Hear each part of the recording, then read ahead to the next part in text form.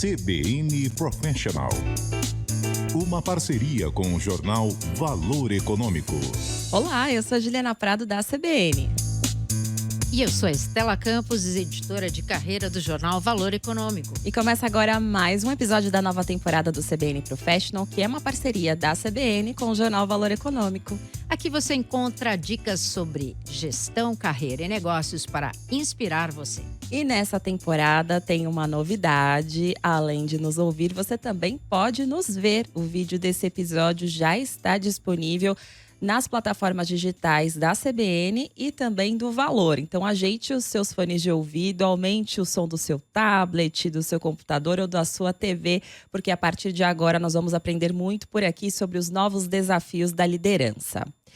E o nosso convidado de hoje fez a maior parte de sua carreira no grupo Cosan, gigante do setor de energia. Lá ele passou por diferentes empresas, como a Radar, uma gestora de investimentos, resultado de uma joint venture com a Nuvem, que ele ajudou a fundar em 2007. Ele também passou pela Moove, que atua no mercado de lubrificantes, onde ele se tornou CEO com atuação na Europa e também na América Latina. Pois é, Juliana, em 2017 ele chegou à Raízen, que é uma joint venture de energia formada em 2011 pela Cosan e pela Shell.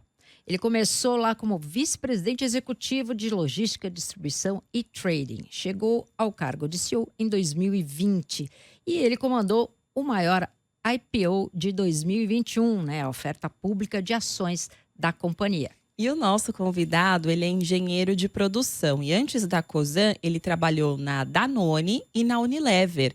Hoje ele comanda um negócio com 46 mil empregados, que é líder na produção de energia renovável no país, com uma receita líquida de 220,5 bilhões de reais no acumulado de 2022 a 2023. E também com 35 parques de bioenergia.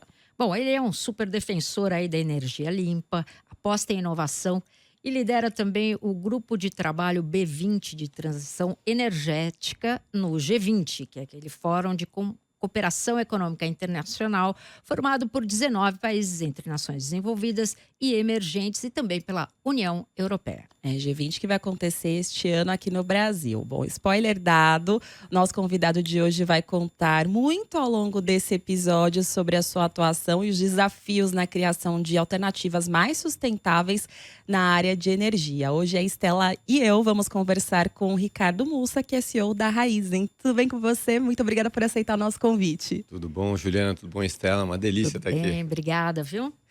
Bom, Ricardo, eu quero começar a nossa conversa aqui falando um pouco sobre o início de tudo. Quem era você lá no começo da sua carreira? Quais eram as suas ambições quando você cursou engenharia de produção? Um cargo bem diferente aqui, das formações que a gente costuma conversar com os CEOs. Queria saber se você tinha o desejo de um dia chegar à presidência de uma empresa. Sabe que lá atrás, quando eu estava me formando, eu achei que eu ia ter negócio próprio. Até quando eu trabalho de conclusão de curso, na época, era abrir um negócio. E negócio da indústria, Então eu não tinha essa ambição lá no começo da carreira. Mas depois você vai se envolvendo. Quando eu entrei na Unilever, eu me apaixonei pelo mundo executivo, me apaixonei pela multinacional naquele momento. E aí uma coisa leva a outra. Mas eu não tinha essa ambição, não. Lá atrás eu achava que eu estaria hoje. Eu tinha uma inspiração em meu pai e outras pessoas da minha vida de ter um negócio próprio. Mas o caminho me levou de outra maneira, E estou super feliz, não me arrependo, não. Agora você falou aí, nossa, me apaixonei pelo mundo empresarial, aí o corporativo. O que te chamava a atenção? O que te fez brilhar os olhos ali nesse tipo de gestão, Eu tive muita sorte na minha carreira de ter chefes muito bons. Na Unilever ali era uma escola para mim. E eu fui muito, acho que até mimado, fui bem tratado, sabe? Quando a minha carreira... E eu percebi a diferença que as pessoas faziam para o negócio. E aquilo, assim, eu acho o tamanho de você poder criar valor. Eu lembro uma empresa era muito ligada com o consumidor final, que tinha marketing, indústria, tinha logística. E aquilo, eu saí fiz uma faculdade que era engenharia de produção, que a gente falava de otimização de sistemas e tudo mais, e caí num negócio gigantesco, que era poder fazer bens de consumo com marketing consumidor final para redução de custo e assim por diante. Então, aquilo foi muito, sabe, foi a essência do que eu estudei na faculdade, eu consegui. Então, gente que às vezes não consegue aplicar o que aprendeu na faculdade na vida profissional, e eu tive aquela chance, né? E aquilo aí eu fui vendo a possibilidade de crescer na carreira, de conhecer a parte internacional. Internacionalmente foi muito legal também, você ter outras culturas, outros países. E aí isso você vai ficando cada vez mais enfronhado. E foram fases diferentes na minha vida, Solange. Acho que o começo ali foi quase que eu tive uma imersão num lugar que era próprio, né, para treinar as pessoas e evolução.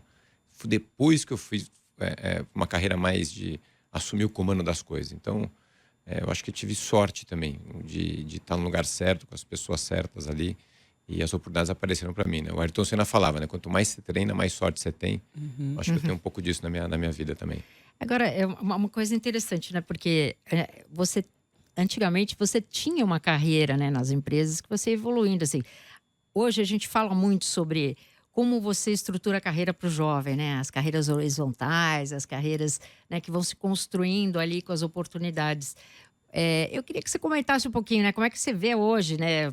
Porque, como você disse, numa multinacional você, né, conseguia antigamente ter uma perspectiva muito clara ali, né? Se você faz isso, você chega aqui, se você chega ali. Hoje as coisas não são exatamente assim. Como é que você enxerga isso hoje, assim? Eu acho que tem engraçado, eu tenho uma mudança clara. Eu vejo nas pessoas que entram para trabalhar hoje um vínculo menor com o longo prazo. Acho que ninguém se importa hoje ficar menos tempo na mesma empresa. Eu sou uma pessoa eu fiquei muito tempo nas funções que eu trabalhei fora da Danone, que foi onde eu passei uma passagem mais rápida. Eu sempre fiquei muito tempo na mesma função. Acho que isso está mudando. Eu não me vejo fazendo isso ainda, né? Não é, mas isso mudou. Acho que de novo, acho que o momento das pessoas não teriam medo. Sabe uma coisa que mudou na minha vida? Quando eu perdi o medo de mudar. Quando eu fiquei 10 anos na Unilever e eu tinha uma carreira muito boa lá, super promissora. E depois eu mudei de carreira, Solange, por uma decisão equivocada, que foi, naquele momento da minha vida, eu mudei por dinheiro. Eu fui para a Danone porque e eu me arrependi da mudança. E quando eu me arrependi da mudança, apareceu a Cosan na minha vida com uma proposta completamente nova. Mas se eu não tivesse errado na mudança, da Unilever para a Danone, eu não teria ido para a Cosan. Então, eu acho que os jovens de hoje, a dica que eu dou é não ter medo de fazer as mudanças, né? De você testar coisas diferentes quando você é mais novo. Quando você está com mais idade, aí é mais difícil, porque você assume outros compromissos na vida. Aí você fica com mais medo, você tem mais receio de fazer mudança. Então, eu olhando para trás hoje, eu falava, nossa, eu era muito conectado com uma carreira de fazer A, B, C. E eu acho que no começo da vida é legal você testar coisas diferentes. Então, eu falo para as pessoas, testem mais. Eu acho que eu testei até pouco. Eu fui testar depois de 10 anos e aí adorei a mudança, né? Mas eu acho que hoje, quando eu olho para trás, é fácil falar, né? Mas hoje eu acho que é bom as pessoas terem mais experiências na vida para depois escolher o que elas querem fazer. Então eu teria menos medo de errar e fazer mais mudanças no começo da carreira para depois sim você engatar em alguma coisa que você acredite mais e se encontrou mais, né?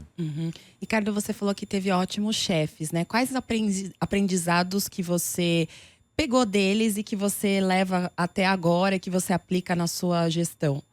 A coisa que eu mais faço é transparência. Quanto mais eu fui diretor de uma fábrica, né? Toquei uma parte de manufatura. E eu lembro quando você conseguia passar para o funcionário lá da ponta, ele entender a estratégia da companhia, ele ia executar melhor o que ele está fazendo. Então, as pessoas saberem por que elas estão ali e entenderem o todo é muito importante. Apesar da pessoa lá na ponta fazer um trabalho que é mais específico, eu sempre fiz questão, meus chefes falaram para mim, entender o todo. Qual que é o papel do todo? E aí você sabe que a sua tarefa faz parte de algo maior, então por que você está fazendo aquilo? Você vai fazer melhor, você toma a melhor decisão na ponta. Então, os meus chefes sempre deram muita autonomia. Então, você tem que confiar nas pessoas, explicar o porquê e dar autonomia. Então, acho que aquela questão de... Eu nunca fui comando e controle. Tem que ser assim. Então, eu gasto o tempo explicando as coisas para a pessoa entender o que ela tem que fazer e depois ela executa. E tem que escolher direito. E outra coisa que eu aprendi com meus chefes é tratar diferente quem é diferente. Porque, às vezes, tem algumas pessoas que são excepcionais. Se você seguir ela no ritmo normal, você tem que tratar diferente, tem que acelerar a carreira dela, tem que dar mais promoção. Então você tem que tratar diferente o diferente. Então isso eu fui tratado assim e vi que fez a diferença para eu escolher onde eu queria ficar, para me engajar. Então você tratar todo mundo igual tá errado.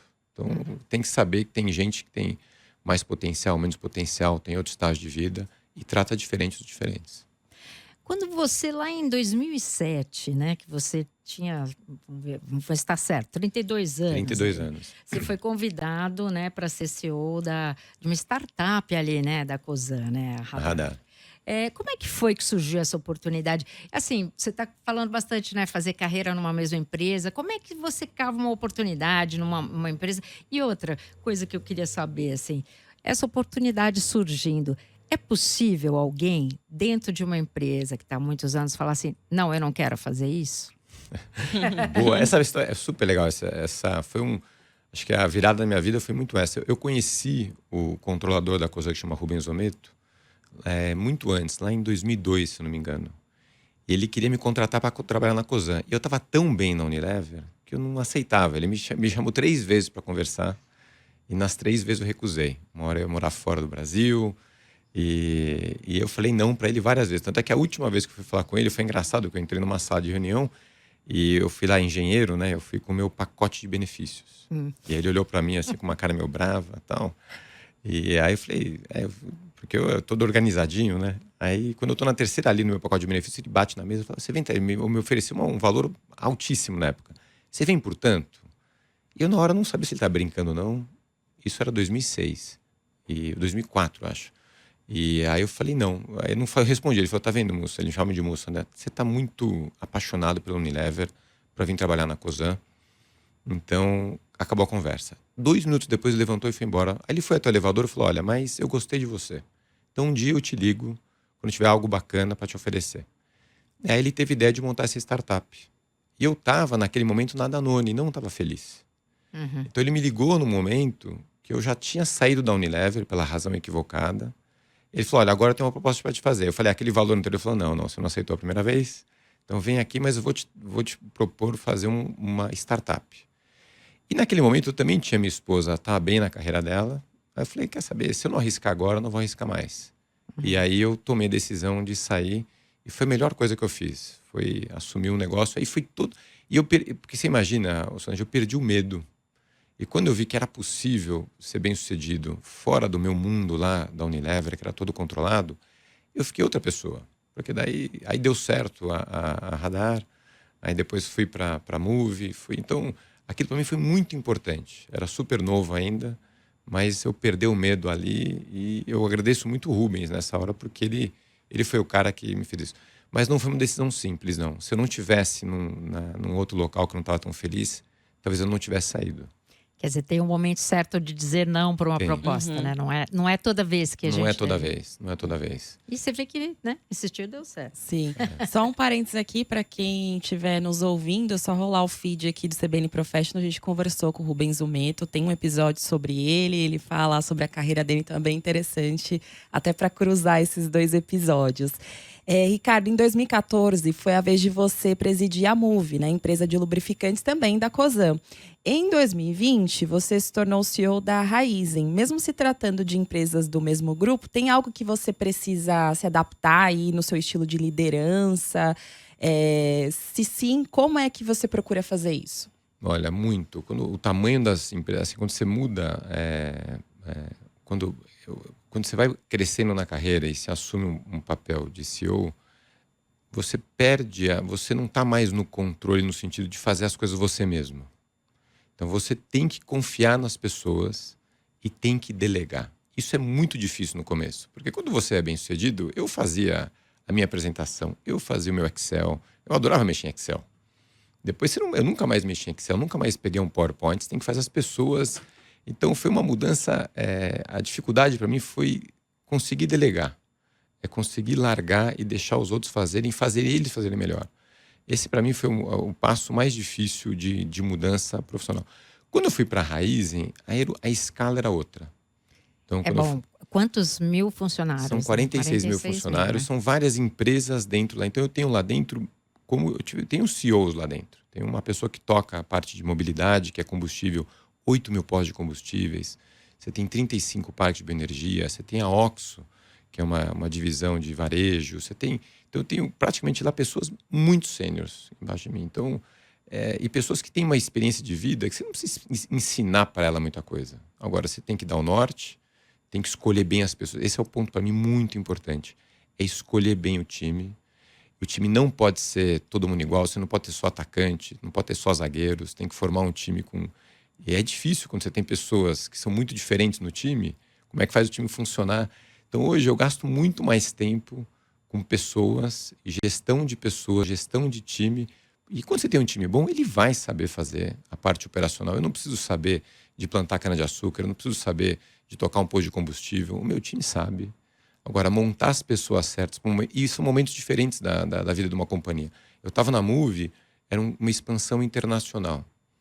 Aqui na Raízen, eu estou criando uma parte de energia renovável que tem muita construção de bioparques hoje. Então, são momentos diferentes. Essa adaptação é algo que acho que meus cabelos brancos vão ajudando nessa hora que você vai aprendendo, apanhando muito, você erra muito também e vai fazendo. Mas montar time, para mim, acho que é o coração do que eu faço hoje, é gestão. Agora, assim, com tantas pessoas abaixo de você, né, no nível de liderança, você consegue chegar e ver lá o que acontece lá embaixo? Você tem essa preocupação de tentar conhecer? Obviamente, numa empresa desse tamanho é muito difícil você conhecer, né, muita gente, mas como é que você faz esse dia a dia ali? É super difícil, porque é muito grande, geograficamente muito distante. Eu estava as últimas semanas indo para o campo, assim, e é gostoso. O que me dá mais prazer é quando eu vou lá na ponta e vejo a pessoa repetir uma coisa que eu falei aqui. Então, isso para mim eu fiz isso ontem. Eu estava numa unidade nossa aqui no interior de São Paulo, e o comentário do funcionário foi um comentário que eu tinha feito numa live minha, e ele pegou a essência do que eu tinha falado. Uhum. Então mas é muito difícil, né? Porque é muito grande, é muito pulverizado, não é homogênea, né? Você tem pessoa lá na Argentina, no Paraguai, a gente tem escritório em Genebra, tem Houston, tem Singapura. É difícil você fazer com que a cultura vá lá para a ponta, né? Uhum. Mas é um trabalho também, de novo, você tem que fazer isso com os seus diretos, pedir para eles fazerem com os diretos deles, e o cascateamento vai. E você faz live? Como é que você se comunica ali com todo mundo? Eu faço bastante live. Depois da pandemia, isso facilitou demais, né? Faço muita live, então eu procuro ser muito didático nas apresentações que eu faço. Falo bastante. Isso eu falo muito de estratégia. Com os funcionários, assim, eu faço questão de que eles entendam para onde a gente está indo, por quê, qual a dificuldade. E sabe uma coisa que eu faço bastante? Eu assumo muitos erros. Então, eu falo do que não deu certo. E na primeira pessoa. Porque é bom que as pessoas entendam também que nem todo mundo é perfeito, que a gente erra e vai adiante. Então, eu sempre começo o meu ano na apresentação para a minha liderança dizendo o que funcionou e o que não funcionou. E eu me ponho a colocar, isso aqui não funcionou porque eu fiz isso errado, isso a gente não fez bem, isso a gente tem que corrigir. Então, essa humildade, eu acho que ajuda as pessoas a se conectarem e falar, pô, legal, se o líder da companhia também não é perfeito, então aqui também tem espaço. E aí você cria um ambiente mais transparente, com uma comunicação mais fluida, que as pessoas falam mais dos problemas, atacam mais os problemas. Então esse é um pouco do estilo de liderança para fazer lá na ponta chegar ao que você quer acontecer. Mas não é fácil, né? Então a Raízen, né? Você teve aí um ano com muitas coisas, né, acontecendo. Você teve a guerra da Rússia, né, com a Ucrânia, tudo, né? Isso, volatilidade enorme. Volatilidade, né, aí no mercado de óleo e gás. Você teve a Argentina, né, onde vocês têm operação. Beleza, o presidente. Enfim, tem, né, o preço das commodities, tudo ali. Você divide esse tipo de detalhe assim com porque você falou da transparência, né? Eu queria entender assim até até onde vai, né? Até onde as pessoas precisam saber de tudo para estarem envolvidas no resultado. Não, obviamente tem coisas que a gente não divide quando você tem um processo de M&A importante, quando você tem alguma discussão mais confidencial, obviamente que a gente não fala. Mas eu sempre tento explicar o momento que a gente está vivendo, porque as coisas mudam, não é uma linha reta, né? Então, tem um momento agora, os juros estão mais elevados, a gente tem que focar mais em custo. E porque eu preciso reduzir a minha carga tributária. Agora é o momento para pós-IPO, eu tive um boom de crescimento na companhia. Eu tinha que contratar muita gente. Então, para não parecer que você é errático nas conversas, você explicar por que o mercado está te trazendo a volatilidade, como é que você está se adaptando, sem perder o norte. Então, para mim, outra coisa é você explicar para as pessoas que a gente tem um plano que a gente chama na Raizen lá de 2030. Olha, esse aqui é o nosso norte. E às vezes eu vou ter que fazer algumas modificações para chegar no norte. Mas a gente continua firme lá. Então, tem algumas coisas que são inegociáveis. Então, na minha empresa lá, segurança é inegociável. Eu tenho uns pontos que é esse aqui, gente. Pode cair meteoro, Covid, o que for, a gente não vai mudar. Algumas outras coisas a gente tem que se adaptar e aí você explica por quê. Mas não é tudo mesmo, Solange. Obviamente tem coisas para não distrair também o time. E eu procuro nessa hora dividir bem as tarefas. Tem coisas que são a nossa empresa é muito operacional, tem muita operação. Tem uma parte agrícola enorme, a gente tem que vender, a gente chega a faturar 1 bilhão por dia às vezes. Então, assim, tem que focar muito na operação. Então, tem que ter bons operadores, gente para tocar inovação. Então, é diferente. Uhum. Ricardo, você falou aí do IPO, né? Foi em 2021 que abriu o seu IPO, foi o maior do ano na B3, né? Que é a Bolsa de Valores de São Paulo. E essa iniciativa partiu de você que se sentou, né, com o board para convencer todo mundo sobre isso. O que te motivou a buscar essa mudança e que lições você tirou aí dessa iniciativa? Olha, Juliana, assim, o IPO para mim, quando eu estava antes do IPO, eu tinha dificuldade, eu sempre acreditei. E conhecendo lá o Rubens no passado, que era o controlador da Cosan, no espírito de dono. Acho que uma coisa que me representa melhor a companhia é ter espírito de dono. Você tomar a decisão como se fosse dono. E antes do IPO, eu tinha dificuldade com meus funcionários e como é que eu remunero eles? Eu tinha que dar ações da Shell e ações da Cosan, que eram meus acionistas.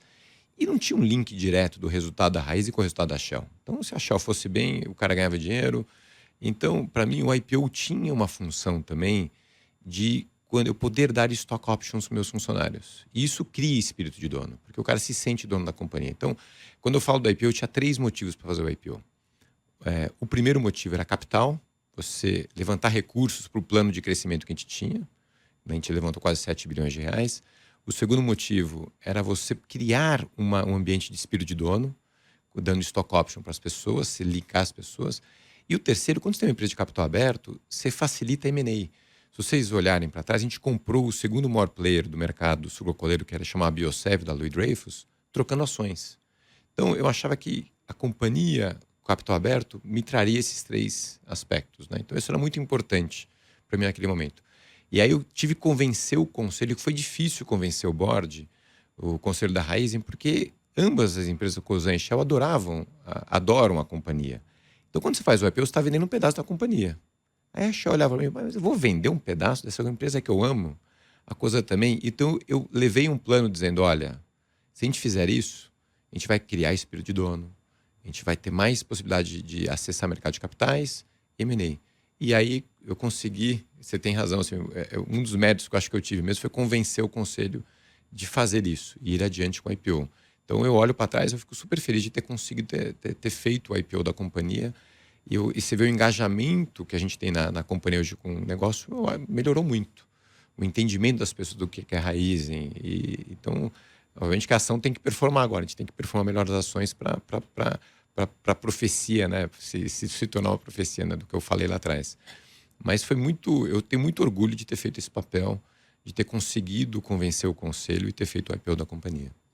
Agora, na Raizen, você tem essa missão de implementar, vamos dizer, a mudança da matriz energética, né, para descarbonização, apostando aí no etanol, né, da segunda geração, produzido aí com os resíduos, né, da cana-de-açúcar.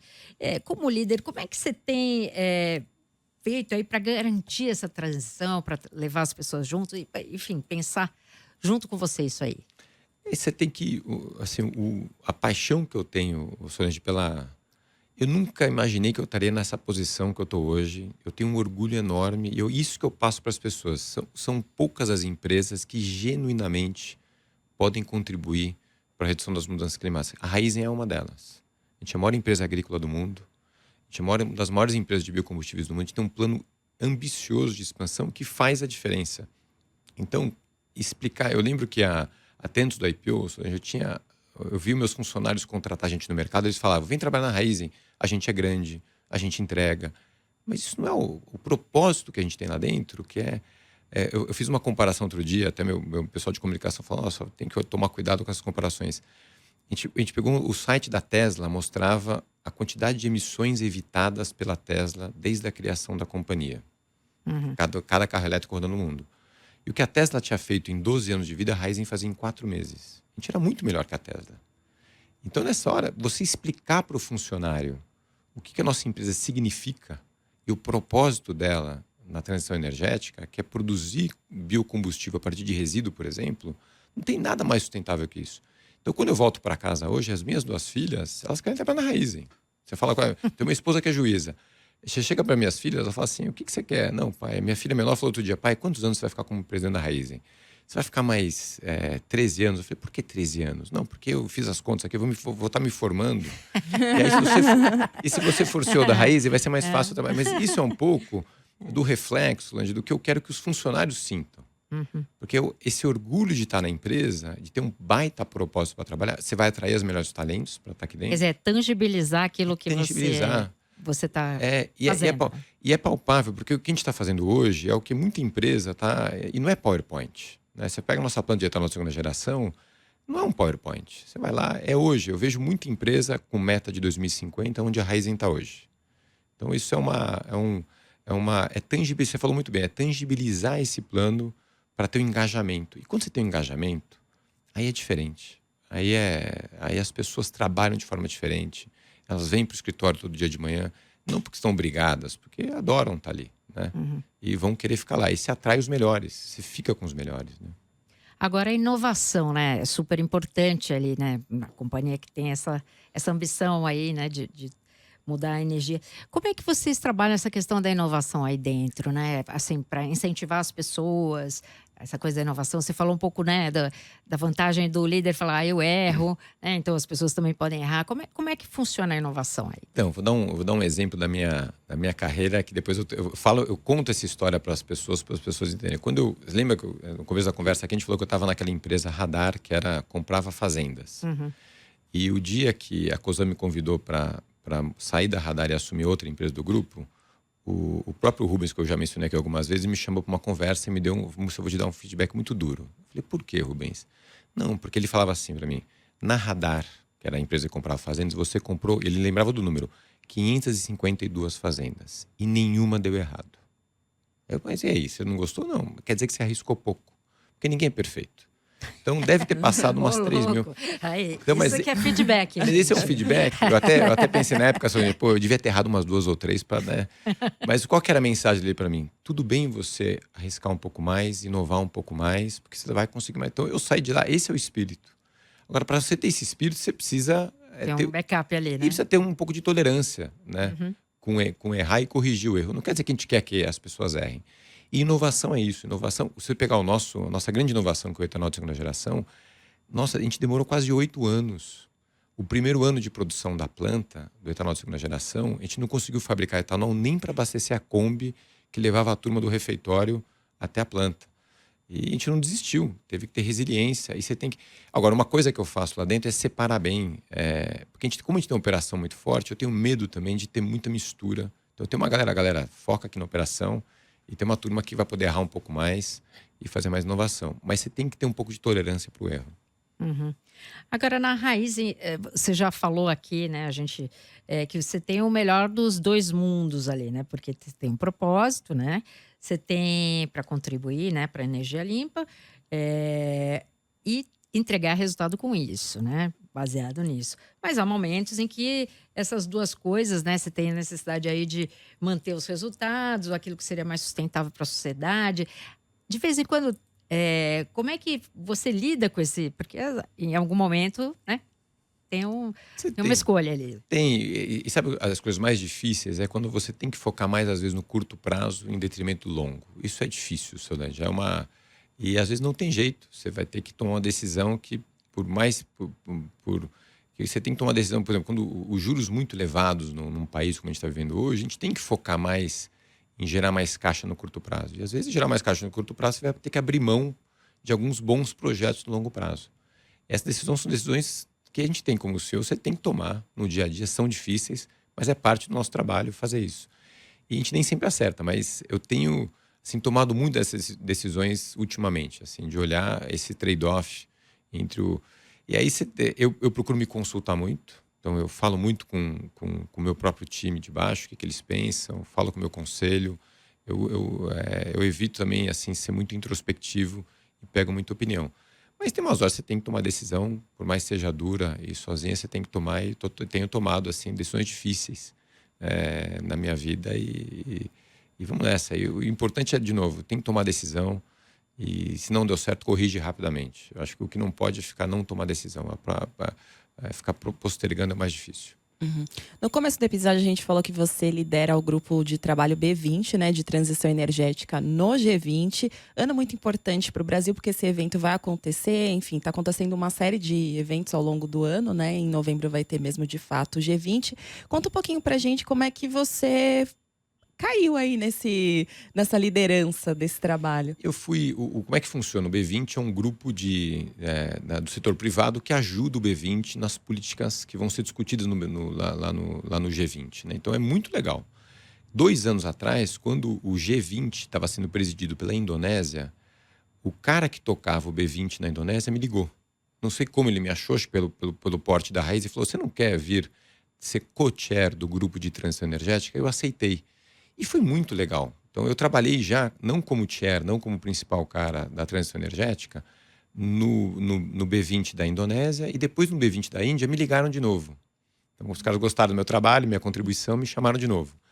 E aí, quando foi agora no Brasil, o Dani Oshp, que é o líder aqui do Brasil, falou: você não quer, então, você liderar dessa vez? Já tem experiência dos últimos 2 e vem liderar. Então, e eu usei muito da minha experiência, Juliana, dos 2 B20s passados, o que não funcionou, e trouxe para cá. E é muito legal esse trabalho, porque você está discutindo um tema global, e eu não me lembro, assim, olha, na história da humanidade, a gente nunca teve um problema genuinamente global, nem o Covid. O Covid, que foi um tema global, a solução do Covid, como exemplo, às vezes foi uma solução local. Eu vou aqui na Nova Zelândia e vou me fechar. Fechou o país. Eu vou resolver meu problema sozinho.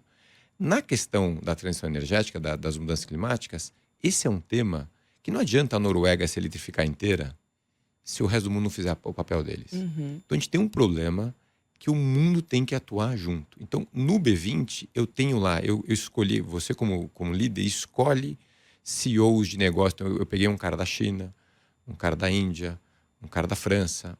Então você traz gente de diferentes setores elétricos, para poder formar um grupo para pensar genuinamente o que a gente pode fazer de políticas públicas para combater um problema global. Olha que legal. Muito. E o que a gente fez no B20 é isso, a gente vai discutindo ali, e não é uma discussão de um país, é do todo. Aí tem contribuições assim muito legais, vindo de todos os lados, exemplos, olha, aqui na China isso funcionou, isso não funcionou. E a gente sai com um papel, que a gente chama de paper, né? Que é o paper que a gente vai estar divulgando agora em julho e vai tentar influenciar o G20 agora com esse paper. Olha, esses são os temas que o setor privado acredita que vão mais ajudar na questão da transição energética. E ficou muito legal, assim, modéstia à parte. E para mim o que falhou nos últimos B20s é que a gente fez um paper com 40 ações. Eu falei: não, eu quero ter 3 ações. Poucas ações que a gente acredita que vão fazer a diferença, e não pode ser, tem que ser menos de 5, tem que caber numa mão. Então são 3 e vamos focar nessas 3. E aí tem um embate enorme, porque aí você tem lá o governo de tal país ligando, porque ele quer influenciar o lado dele. Você tem que fazer a gestão e tomar uma decisão no final. Então agora como chair, né, como líder do processo, você tem a caneta na mão, você ajuda a dar... Mas é um baita orgulho, você está lá escrevendo coisas que podem genuinamente mudar e fazer a diferença. Então agora a gente tem um trabalho até outubro, que quando o G20 vai se encontrar, de influenciar os stakeholders e mostrar o que a gente escreveu no paper para que eles sigam naquela linha, né? E ficou legal, vocês vão estar em breve, a gente vai dar até... que pena, não dá para falar já. Mas olha, aproveitando esse gancho, né? Eu queria que você falasse um pouquinho... bom, você é um CEO que está aí, né? Influenciando aí, um influenciador, né? De políticas públicas, e enfim... né, responsabilidade na sociedade e tal. Eu queria que você falasse um pouco para a gente. Você acha que é importante para os CEOs, para quem está nessa cadeira que você ocupa, ter esse tipo de iniciativa, né? Quer dizer, de ser um influenciador, de se posicionar sobre assuntos importantes para a sociedade? Como é que você vê isso? Eu acho que sim. Você tem um papel, no caso, você representa a companhia. O CEO, na verdade, você está representando a companhia. E o tamanho da companhia, a influência que ela tem, você tem sim uma responsabilidade. Você não se posicionar, não falar, onde tem questões mais delicadas de política, que a gente não fala de política, mas nos temas macro, a gente tem que sim falar, tem que influenciar, tem que ajudar. É uma responsabilidade, sim. É assim, você tem. Eu vejo a capacidade que eu tenho, genuinamente, não pela minha pessoa, mas pelo cargo que eu ocupo, de realmente influenciar. Então, eu tenho reuniões com pessoas do governo, eu posso ajudar o governo em políticas públicas, eu posso dar minha opinião em temas relevantes. E quando você faz isso de forma genuína assim, as pessoas te procuram, os jornalistas me procuram para falar de tal tema, você consegue passar a mensagem correta. Então, assim, é um pouco de um fardo, né, que você tem que... Mas eu acho que eu me sinto super bem em ter esse papel de poder ajudar. Eu acho que me ajuda também até como pessoa e me tornar um líder melhor, porque eu fico com uma responsabilidade que é boa, né? É algo bom, você pode ajudar. Isso reverbera dentro da empresa? Reverbera, porque as pessoas veem... Eles te dão esse feedback, as pessoas? Dão, as pessoas veem, por exemplo, muito do que as pessoas leem na mídia e tem gente que questiona até pelo outro lado, né? Pô, Mussa, como é que você não está se posicionando? Cadê o seu posicionamento na questão de diversidade? Que você não falou, você não brigou, cobra, né?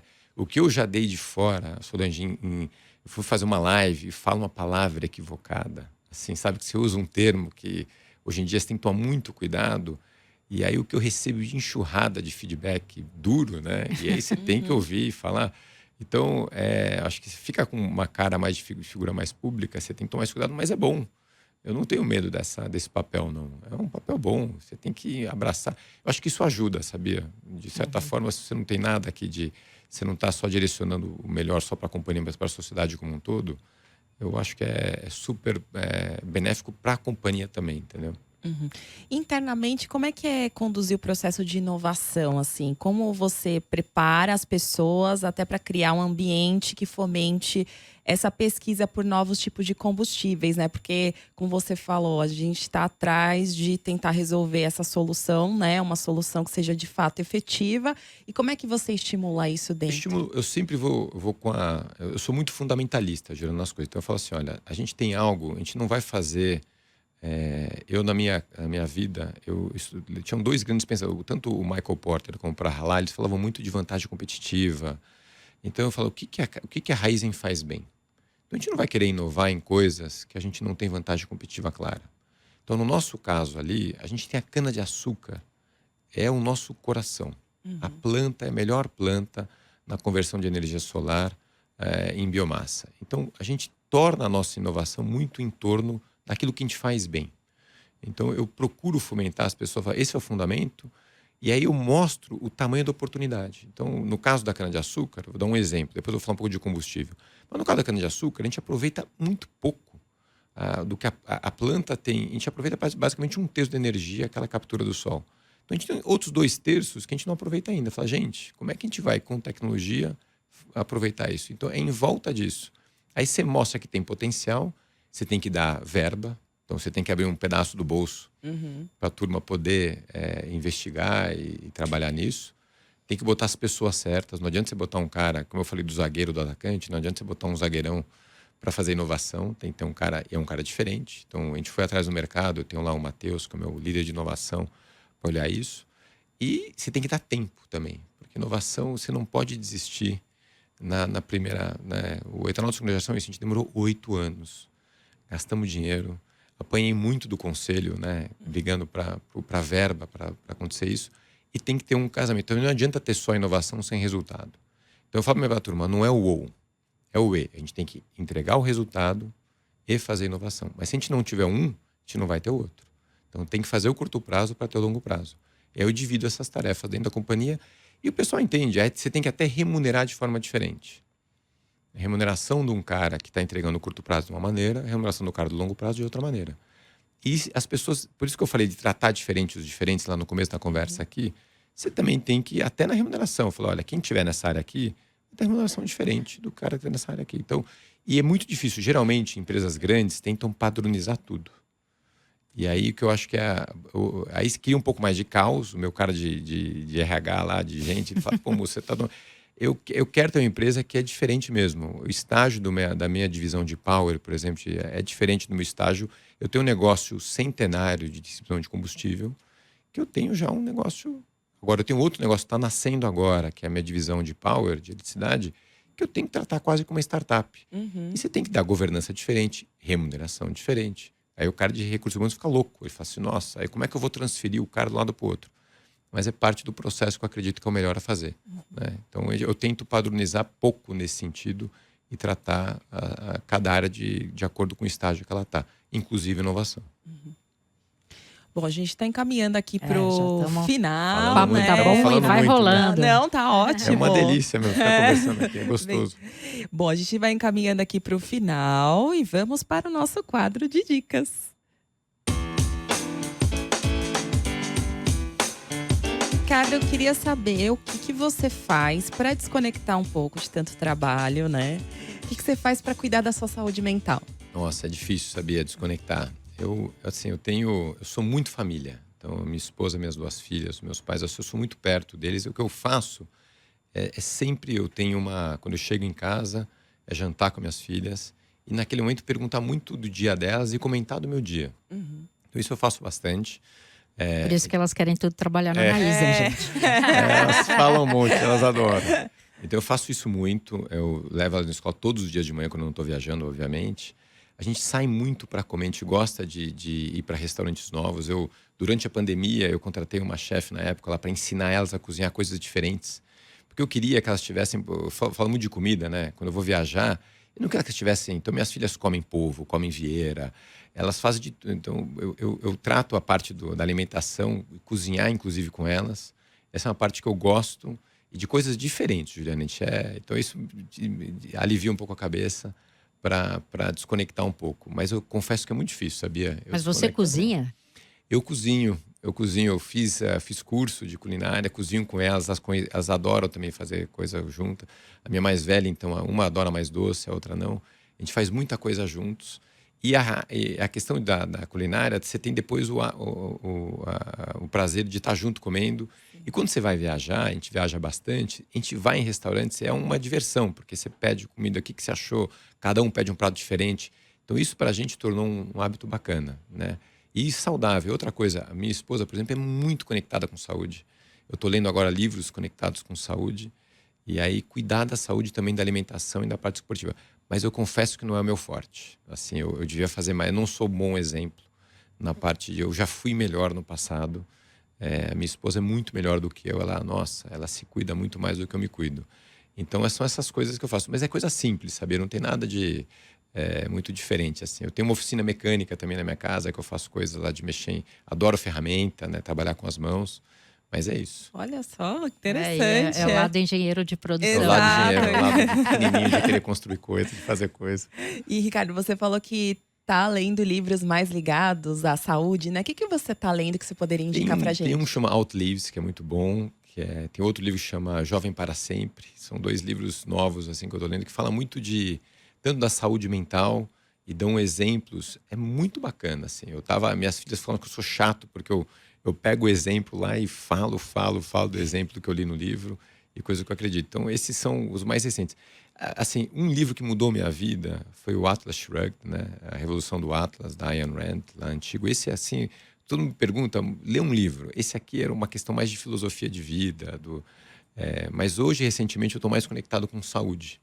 Acho que depois do Covid, eu estou lendo mais livros ligados à saúde hoje. Saúde mental e alimentação e exercício. E você tem tempo para ver filme, série? Gosta de alguma coisa? Eu tenho, assim, para série, minha família gosta muito de série. Eu sou menos conectado em série. Eu gosto mais de filmes, né? Então, eu tenho tempo, sim. Eu tô com falta de ir para cinema. Eu gosto muito de ir em cinema. Mas, ultimamente, faz um tempinho que eu não tenho ido muito ao cinema. E eu gosto de ver filmes, não antigos, mas repetidos. Então, eu tenho uma série de filmes que desde a minha infância, que eu quero que minhas filhas vejam comigo. Então eu acabo vendo filme repetido. várias É bom, séries. é bom que ao longo da vida você vai tendo uma perspectiva diferente, né? A gente vai Entendimento. falando, mostrando. Então, eu gosto, eu não me importo de ver esses filmes repetidos. A gente vê bastante. A minha esposa não gosta muito, mas a gente vê bastante filme de mostrar. Cara, vamos ver De Volta pro Futuro. Aí eu mostro pra ela o que era. E elas. Então, eu não sei, talvez eu reviver um pouco das coisas que eu tive boas para elas terem a mesma experiência, né? Sim. É um ensinamento mesmo, ensinamento. é legal. Sim. E você gosta de Fórmula 1? Porque teve um dado momento que você citou Ayrton Senna. Eu já peguei a Eu referência. fico até arrepiado. Eu sou apaixonado por Fórmula 1. A gente até agora, a gente recentemente fechou a parceria com a Senna para a nossa empresa lá. Foi até engraçado, vou ter um minutinho só de história. Eu fui num jantar do presidente da Audi lá. Posso falar isso aqui, é público, não tem nenhum problema. E aí no jantar eu tava lá, e eu apaixonado pelo Senna, comecei a falar com um cara na minha frente. Sabia quem trouxe a Audi Brasil foi o Senna? E eu vi que o cara sabia tudo do Senna. Aí eu falei, você me desculpa, mas como é que você conhece tanto o Senna? Eu falei, é meu irmão. Aí ele falou, nossa, é o Leonardo Senna, eu não tinha reconhecido ele na hora. Aí ele me chamou, pô, moça, você gostou tanto do Senna? Vem no meu escritório aqui um dia. Aí eu fui no escritório dele, lá da marca Senna, e ele mostrou um vídeo do Senna falando da Shell. Nossa, fiquei até arrepiado na hora. Falei, nós temos que fazer uma coisa juntos, né? Eu sou apaixonado por Fórmula 1. Hoje a gente fornece o combustível da Raízen, abastece a Ferrari na Fórmula 1. Eu acho que ela é um exemplo de performance. Por que eu falo do Senna? Porque ele é um exemplo de atleta, ele era um cara que representava bem o país, tinha um orgulho enorme, ele levava a bandeira do Brasil. É performance, é idoneidade, é tudo que um herói, que um líder precisa, né? Então, eu uso muito o exemplo dele, por isso que eu não deixei de fazer. Eu fui lá no meu pessoal de marketing, vocês têm que fazer a marca Senna junto com a Shell. Desculpa falar aqui o nome, mas tem que fazer isso, nós vamos fazer e fizemos. Então, eu sou apaixonado porque a Fórmula 1 representa muito o que tem de mais avançado e a Fórmula 1 está indo para o caminho agora também de sustentabilidade. Sim. Então eu falo, o melhor dos dois mundos, performance com sustentabilidade, é isso que representa a Raízen. Eu ia perguntar se somos Verstappen ou Leclerc, mas não vou deixar. Eu acho melhor deixar quieto. Bom, Ricardo, eu gostaria muito de agradecer aqui a sua presença, por compartilhar tantos aprendizados. Espero que você volte mais vezes. Obrigado, gente. Prazer estar aqui. Obrigada, viu? A gente conversou com o Ricardo Mussa, que é CEO da Raízen. Stella, eu te vejo no próximo episódio, combinado? Com certeza. Tamo aí, gente. Obrigada. Agora eu vou ficando por aqui em mais um episódio da nova temporada do CBN Professional, que é uma parceria da CBN com o jornal Valor Econômico. Se você gostou desse episódio, mande as suas sugestões para o e-mail cbnprofessional@cbn.com.br. E se você quiser saber mais sobre o assunto que a gente abordou aqui hoje, entra lá no site do Valor Econômico. Os trabalhos técnicos desse episódio são da Débora Gonçalves e a sonorização é do Cláudio Antônio. O roteiro e a produção deste episódio foram feitos por a Estela Campos, a Bárbara Nor e por mim, Juliana Prado. Eu te encontro na semana que vem. Beijos pra você e até o próximo episódio.